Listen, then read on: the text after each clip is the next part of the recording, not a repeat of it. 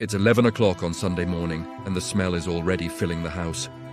Tomato sauce simmering with garlic and basil, meat roasting in the oven, pasta dough resting under a clean cloth. If you grew up in an Italian family, you know this smell. It's the smell of Sunday, the smell of family, the most important meal of the week. But here's what most people don't understand. Sunday lunch wasn't the same across Italy. What happened in a kitchen in Naples was completely different from what happened in a kitchen in Milan. What they ate in Sicily bore little resemblance to what they ate in Piedmont. Italy wasn't really one country when it came to food. It was 20 regions, each with its own traditions, recipes, and sacred Sunday rituals passed down through generations. This is the story of 30 of those traditions. 30 ways Italian families gathered around the table on Sunday afternoon. 30 meals that defined what it meant to belong to a place, to a family, to a region. These weren't just recipes. They were identity itself, cooked and served and shared. In Campania, specifically in Naples, Sunday lunch meant one thing above all else: Ragù Napoletano. But this wasn't the quick meat sauce that Americans call bolognese. This was a sauce that started cooking at dawn and didn't stop until 1 o'clock. Your nonna would wake up early, brown large pieces of meat in olive oil, pork ribs, beef bracioles stuffed with garlic and parsley, and pine nuts, sometimes sausages. Each piece was seared until deeply caramelized, then removed from the pot. Then she'd add the tomatoes, cans and cans of San Marzano tomatoes crushed by hand, along with tomato paste, onions, carrots, celery, garlic, fresh basil. The meat went back into the sauce, which would simmer for 4, 5, 6 hours. The kitchen would fill with steam, with the smell of slow-cooked tomatoes and meat. Every hour she'd taste it, adjust it, add a pinch of salt, a little sugar. At 1 o'clock, the pasta would be cooked. Ziti, always ziti broken in half before boiling. The sauce would be ladled over it, some of the meat served on top. But the meat itself, that was the second course, served after the pasta with vegetables. This wasn't a meal you rushed through. This was Sunday, and Sunday meant time, meant family, meant sitting at the table for 3 hours. Move north to Lazio, to Rome, and Sunday lunch meant pasta alla carbonara or cacio e pepe, but more importantly, it meant abbacchio. Baby lamb, milk-fed, roasted with rosemary and garlic. The lamb was so tender it fell off the bone, the meat sweet and delicate. It was expensive, a luxury, something you saved for. But on Sunday, the table had to have meat, had to have abundance. The lamb was served with roasted potatoes cooked in the same pan, crispy and golden from the lamb fat. Before that came the pasta, and in Rome there was a hierarchy, a calendar almost. First Sunday of the month might be carbonara. Second Sunday, rigatoni con la pahata, made with veal intestines. Third Sunday, gnocchi, because Thursday was gnocchi day, but Sunday deserved them too. The meal always ended with puntarelli, a bitter chicory salad dressed with anchovy sauce, to cut through all the richness, to prepare the stomach for dessert and coffee. In Abruzzo, just across the mountains from Rome, Sunday meant Maccheroni alla Chitarra. Fresh pasta pressed through a wooden frame, strung with wires like a guitar, creating square spaghetti. The sauce was a simple tomato and meat ragù, but the magic was in the pasta itself, made with just flour and eggs, rolled thin and cut on the chitarra by hand. The sound of the pasta being pushed through the wires, that pinging musical sound. That was the sound of Sunday morning in Abruzzo. With the pasta came tiny meatballs, polpettine, no bigger than marbles, fried until crispy and then simmered in the sauce. Children fought over these meatballs. Getting an extra one was a victory. After the pasta came arrosticini, skewers of lamb grilled over an open flame, the meat cut into tiny cubes, the fat rendering and dripping onto the coals. Everyone stood around the grill, taking skewers as they finished, eating them hot. The outside charred and the inside tender. Further north in Emilia-Romagna, in Bologna specifically, Sunday lunch was an even more elaborate affair. It started with tortellini and brodo. These weren't the large tortellini you find in packages at the supermarket. These were tiny, delicate parcels of pasta filled with pork, prosciutto, mortadella, and Parmigiano Reggiano, folded into the shape of a navel. Making them was an all-morning affair. The women of the family would gather around the table, rolling out sheets of pasta so thin you could read a newspaper through them, cutting them into squares, placing a tiny amount of filling, folding them just so. Hundreds of tortellini for one meal. They'd be cooked in homemade chicken or capon broth, rich and golden. After the tortellini came the Bollito Misto, mixed boiled meats. This was the meat that had flavored the broth, now served with salsa verde, a bright green sauce made from parsley, capers, anchovies and vinegar. Alongside might be cotticino, a rich pork sausage, or zampone, a stuffed pig's trotter. The meal was heavy, decadent, meant to sustain you through the rest of Sunday and into the work week. In La Marche, along the Adriatic coast, Sunday lunch always included Vincisgrassi, the region's version of lasagna. But this wasn't the lasagna you know. The pasta sheets were made with white wine instead of water, making them richer, more complex. The sauce was a ragu made with chicken livers and sweetbreads, layered with bechamel sauce so thick and creamy it was almost solid. The whole thing was baked until golden and bubbling, the edges crispy, the center molten. It was served in small portions. Because it was so rich, but everyone went back for seconds anyway. After the Vincisgrassi came fried seafood.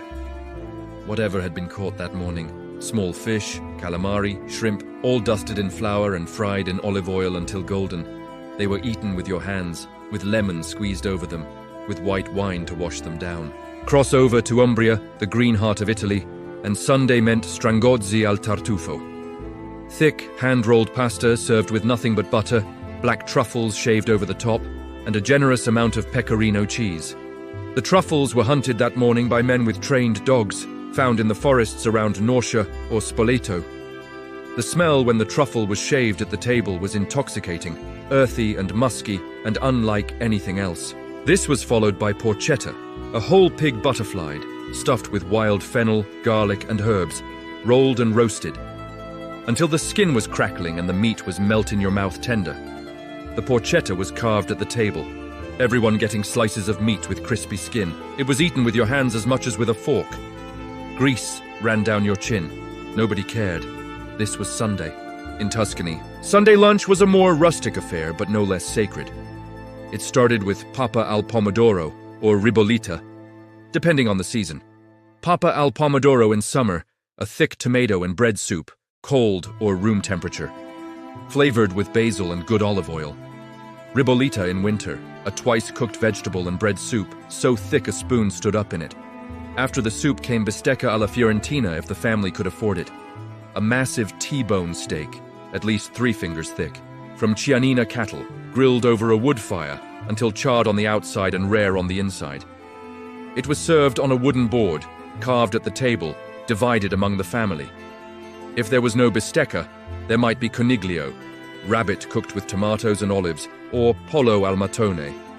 Chicken pressed under a brick as it cooked, the skin incredibly crispy. The meal always ended with cantucci dipped in vin santo, the sweet wine cutting through all the heaviness of the meal.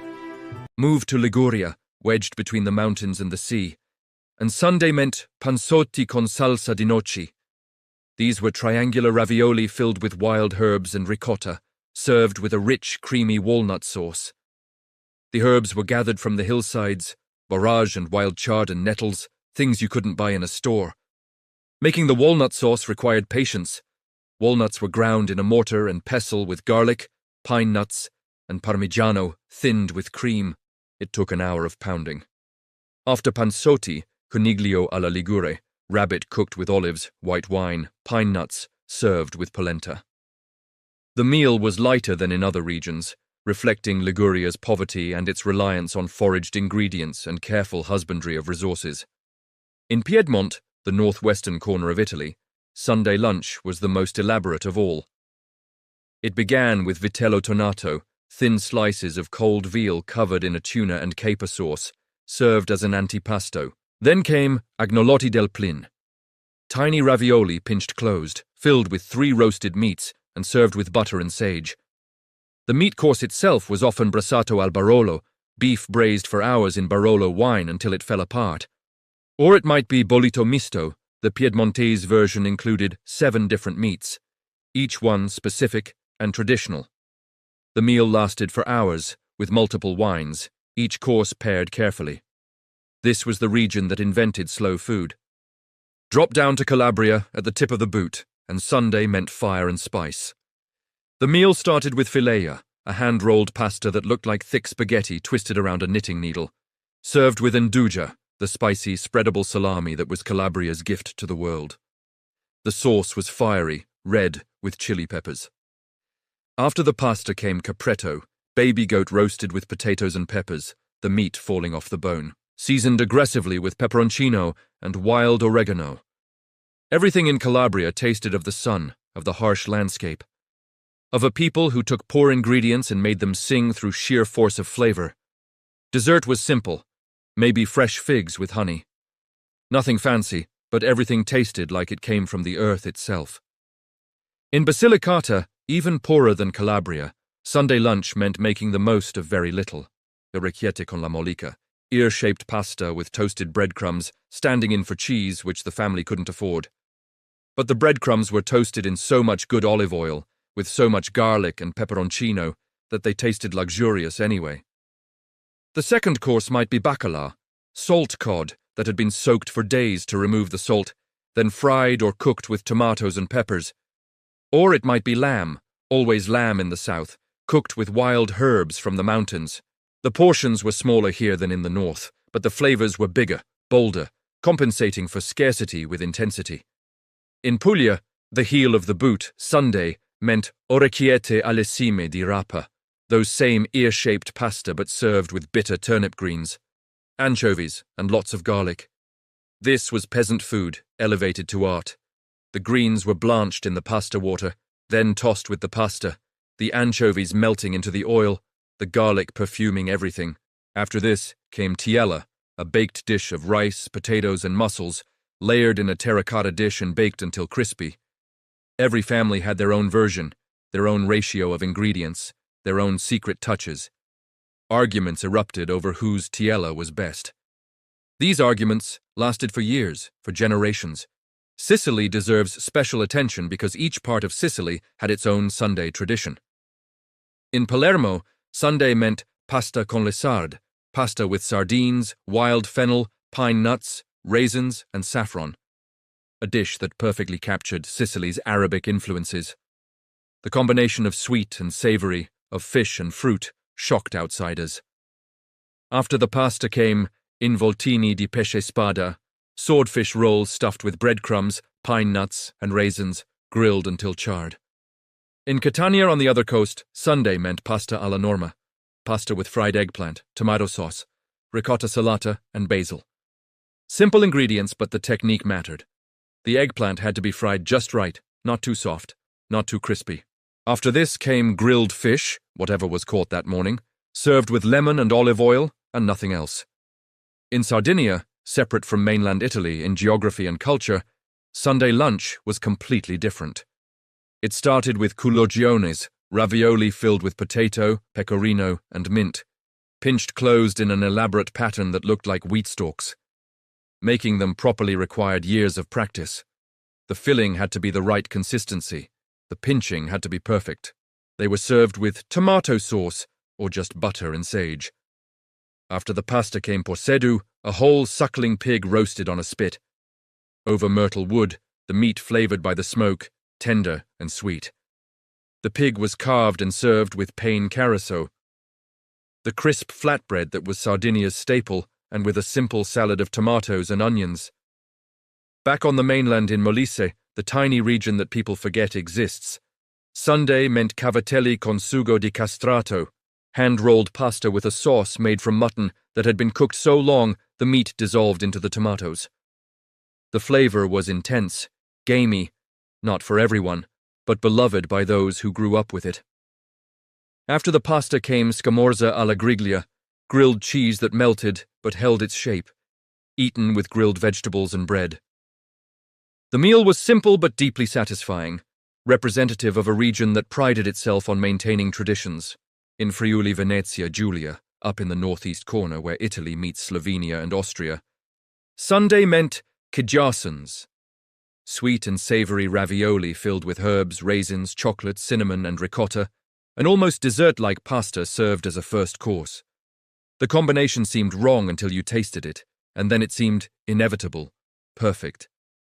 After the jarsons came frico, a crispy cheese pancake made from montasio cheese and potatoes, served with polenta, or there might be goulash, reflecting the Austrian influence, beef stewed with paprika, and served with bread or potatoes. The food here reflected the region's complex history, its multiple influences, its position at the crossroads of cultures. In Trentino Alto Adige, even further north, Sunday meant canaderli, bread dumplings served in broth or with butter and cheese. These were substantial, filling, made from stale bread soaked in milk and bound with eggs, studded with speck or cheese.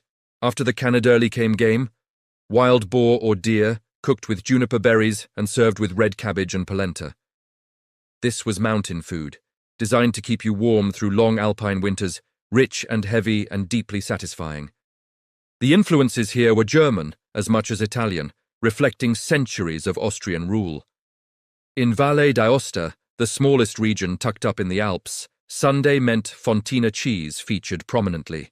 Polenta consia, polenta enriched with butter and fontina until it was impossibly rich and creamy. Or fonduta, the Italian version of fondue, melted fontina with milk and egg yolks, served with bread for dipping. The second course might be carbonara, beef stewed with wine and onions, or chamois, the mountain goat hunted in the high Alps. Everything was designed to provide maximum calories, maximum warmth, maximum comfort against the harsh mountain weather. Back to Veneto. And Sunday lunch in Venice was completely different from Sunday lunch in the mountains. In Venice it meant risi e bisi, rice and peas cooked together until creamy, almost like a risotto but looser, made with the first sweet peas of spring and flavored with pancetta and parmigiano. After this came sarde in Saor. Sardines marinated with onions, pine nuts and raisins, sweet and sour and complex. Or there might be fegato alla veneziana, calf's liver cooked with onions until the liver was just barely pink inside, served with polenta. The food reflected Venice's position as a trading empire, the use of spices and dried fruits showing centuries of contact with the East. These 30 traditions, spread across 20 regions, represented 30 different ways of saying the same thing. Sunday is sacred. Family is sacred. Food is how we show love, how we mark time, how we maintain our connection to the past. Each region believed its way was the right way, the only way, the way it had always been done. And they were all correct. Because these Sunday lunches weren't just about eating, they were about identity, about knowing who you were and where you came from.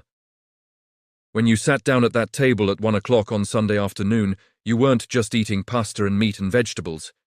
You were eating history, tradition, the accumulated wisdom of generations. You were participating in a ritual that connected you to your grandparents, to people you'd never met but whose presence you felt in every bite.